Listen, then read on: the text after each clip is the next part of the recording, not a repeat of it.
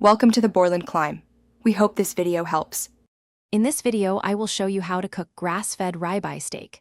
First, remove your ribeye from the refrigerator about 30 minutes to 1 hour before cooking, allowing it to reach room temperature. This ensures a more even cook from edge to center. Next, pat the steak completely dry with paper towels. Moisture is the enemy of a good sear. Finally, season generously on all sides with coarse salt and freshly ground black pepper. Now, let's talk about searing. Place a heavy-bottomed pan, preferably cast iron, over high heat until it's smoking. Add 1 to 2 tablespoons of a high smoke point oil, such as avocado or grapeseed oil. Carefully place your seasoned ribeye in the hot pan. Sear each side for 2 to 3 minutes, pressing down occasionally to ensure full contact, until a beautiful, deep brown crust develops. After searing, you have a couple of options to finish cooking.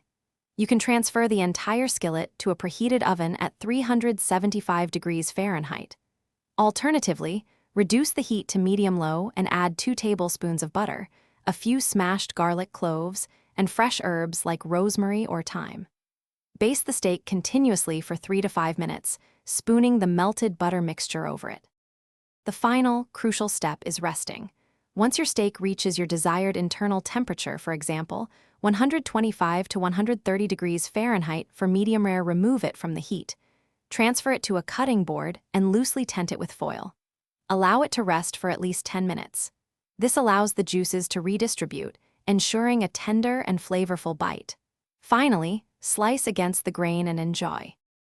Thanks for watching. Consider subscribing if we helped you.